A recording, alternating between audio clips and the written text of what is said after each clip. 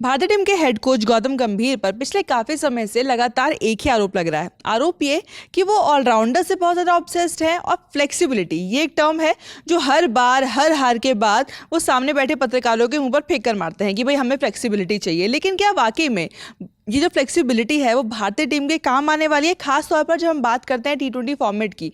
क्या जो एक्सपेरिमेंट्स करने की कोशिश कर रहे हैं गौतम गंभीर वो टीम इंडिया के काम आ रहे हैं, और वर्ल्ड कप में कितना ज़्यादा असर हो सकता है या फिर ये उल्टे भी पड़ सकते हैं? मेरे साथ सुकांत है, सुकांत से हम बात करेंगे।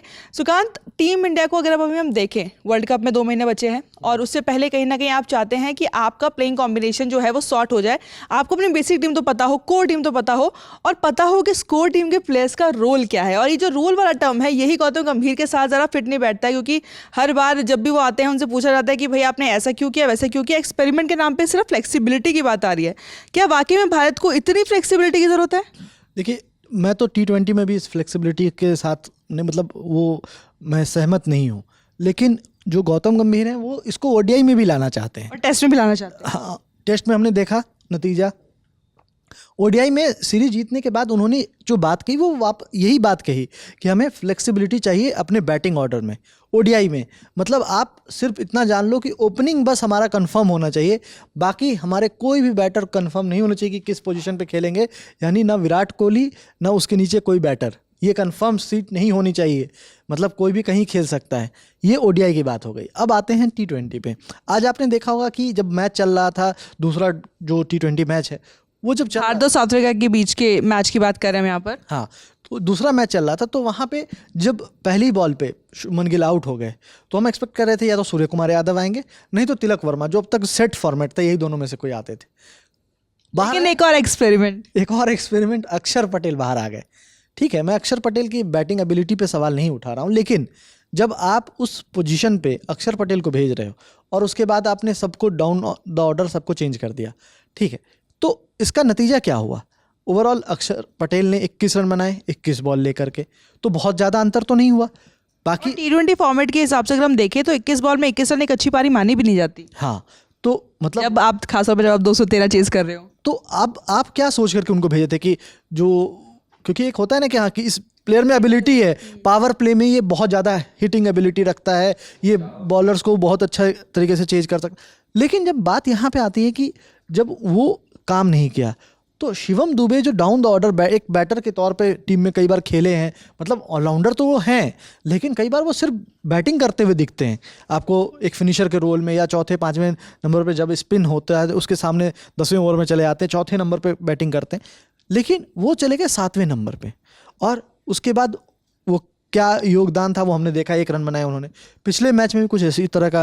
और बॉलिंग के बारे में बता दीजिए, क्योंकि अगर आप शिवम दुबे को खिला रहे हैं टीम में, एज ऑलराउंडर खिलाने की कोशिश कर रहे हैं, तो आप उनका एज ऑलराउंडर कितना इस्तेमाल कर रहे हैं ये भी आपको देखना होगा। हाँ, आज तो उनसे 2 ओवर बॉलिंग करा ली, ठीक है, लेकिन 2 ओवर में वो ऐसा भी नहीं था कि बहुत इफेक्टिव दिख रहे थे। वैसे तो आज बॉलिंग बहुत बेकार हुई, तो इसलिए कोई इस पर सवाल नहीं उठाएगा। शिवम दुबे की गेंदबाजी में तो सवाल नहीं उठेगा। जब आप अर्शदीप को 7 वाइड गेंदें डालते हुए देखते हैं, बुमराह को फुल टॉस डालते हुए देखते हैं, तो ऐसे में शिवम दुबे को थोड़ा सा आप लीनियंसी दे सकते हैं यहाँ पर। लेकिन जो लीनियंसी देने की बात है वो सिर्फ इसलिए कि कोई एक बैटर बॉलिंग कर सकता है इसलिए सिर्फ टीम में है कोई, या फिर वो थोड़ी बहुत बैटिंग कर सकता है इसलिए टीम में। ये जो फॉर्मूला है हमने देखा, ये टेस्ट में भी फेल हो गया था। ये फॉर्मूला हमने ODI में भी देखा कि उसका हम क्या नुकसान उठा रहे थे, और अब T20 में भी ये आपको नुकसान पहुंचाता दिख रहा है, क्योंकि रिंकू सिंह जो टीम में थे पहले एज अ फिनिशर, हमारे फिनिशर, हाँ फिनिशर के रोल पे थे। अब जितेश शर्मा को आपने फिनिशर के तौर पे ले आए, लेकिन वो भी एज अ विकेट कीपर है, तो अब वो ठीक है फिनिशर के रोल में है, चलिए वो उनसे हम अब यही उम्मीद करते हैं। लेकिन आप वहाँ पे संजू सैमसन को फिट करने की कोशिश करते रहे, जहाँ पे आपको पता है कि संजू सैमसन के लिए बहुत अच्छा रिकॉर्ड नहीं रहा है, तो आपने उनको जो जहाँ पे परफॉर्म कर रहा है वहाँ से हटा दिए। फिर 3 नंबर 4 नंबर सबका कोई फिक्स नहीं है। तिलक वर्मा जो कि इतनी बार, और रिया मैं आपको बताना चाहूँगा अभी तक 3-4 पारी ऐसी आई है जिसमें तिलक वर्मा ने सेंचुरी लगाई है और नंबर 3 पे बैटिंग करते हुए। आज वो 62 रनों की पारी खेली उन्होंने, और मैच में बहुत अहम होता अगर 3 नंबर पर वो आते, और वहाँ से वो जो जिस तरह से उन्होंने पारी खेली है, आकर के 5वें नंबर पे, वो 3 नंबर पे अगर खेल रहे होते तो हो सकता है कुछ और चेंज हमें देखने को मिलते, या कुछ और रन स्टार्टिंग में अगर हो जाते, पावर प्ले में बन जाते रन, तो वो आपको इतना प्रेशर नहीं लास्ट में आया होता। तो कई चीज़ें हैं जो सवाल खड़ी करती हैं कि मतलब आपने जो एक्सपेरिमेंट करना शुरू किया टीम के साथ, उसका रिजल्ट हमें कितना पॉजिटिव मिल रहा है। लेकिन जो सच्चाई ये है कि जब आप उठा के रिजल्ट टैली करेंगे ना, तो ये आपको बहुत कम ही बार इफेक्टिव दिखते हैं। एक सवाल ये भी है, क्योंकि जब लगातार हम फ्लेक्सिबिलिटी की बात कर रहे हैं और ये कई दिग्गज खिलाड़ियों ने, पूर्व खिलाड़ी जो गौतम गंभीर के साथ खेल चुके हैं या अभी जो मौजूदा टीम उसके साथ खेल चुके हैं, उन्होंने उठाया है कि आप जब इतना ज़्यादा एक्सपेरिमेंट करते हैं तो खिलाड़ी इनसिक्योर बहुत ज़्यादा हो जाते हैं टीम में, अपनी जगह को लेकर, अपनी पोजीशन को लेकर के, क्योंकि अगर आप लगातार रोल बदलते रहेंगे तो उनको उस रोल में फिट होने के लिए वो समय नहीं मिल पाता है, और उन्हें मालूम है कि अगर उस रोल में फिट नहीं, मतलब फ्लॉप हो जाते हैं, तो उसके बाद टीम से बाहर हो जाएंगे। तो एक तरीके से इनसिक्योरिटी भी टीम में बढ़ रही है इस चीज़ को, अपने रोल को लेकर के भी और टीम में जगह को लेकर के भी, फ्लेक्सिबिलिटी की वजह से। बिल्कुल, अभी देखिए हाल फिलहाल में एबी डिविलियर्स ने इसी मुद्दे को उठाया था। हालांकि उन्होंने कहा था कि मैं सहमत हूं कुछ हद तक कि अब जो है जिस तरह का की क्रिकेट है उसमें आपको एक फ्लेक्सिबिलिटी होनी चाहिए, लेकिन फ्लेक्सिबिलिटी रोल डिफाइन करने के बाद होनी चाहिए। जैसे उन्होंने कहा कि आप टॉप 3 बैटर्स के साथ छेड़छाड़ नहीं कर सकते हो, तो वो रोल फिक्स होता है। 4 से 6 नंबर के बीच के बैटर्स एक जैसे होते हैं, तो आप उनमें थोड़े बहुत चेंजेस कर सकते हो। अब उसके नीचे सारे टेलेंडर्स होते हैं, तो वो सब बैट चला सकते हैं। लेकिन आप अगर टेलेंडर्स से कहोगे कि 3 नंबर पर जाके बैटिंग करो और उसको अगले मैच में फिर 7 नंबर पे ले आओगे, तो वो बैटर तो कंफ्यूज होगा ही होगा, साथ ही साथ टीम पूरी तरह से समझ नहीं पाएगी कि उनको क्या करना है। और ये हमने देखा अभी तक लगातार ये होता आया है कि प्लेयर्स कंफ्यूज्ड हैं। वॉशिंगटन सुंदर को हमने टेस्ट में देखा, 3 नंबर पे बैटिंग कर लिया एक मैच में, अगले मैच में 8 नंबर पे आए। तो मतलब आप उस तरह से डिफाइन नहीं कर रहे हो। अक्षर पटेल इससे पहले पिछले मैच में 5 नंबर पे आए थे, उससे पहले आप लगातार ओडीआई में उनको 4 नंबर पे खिला रहे थे।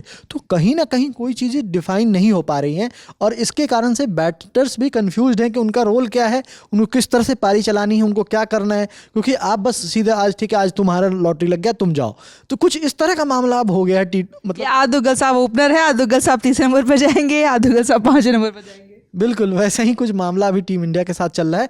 और ये जो चीज़ है, उन्होंने जो बात कही है कि आपको समझना पड़ेगा कि टीम में रोल डिफाइन करने बहुत ज़रूरत, और ये चीज़ जो है कमी नज़र आ रही है।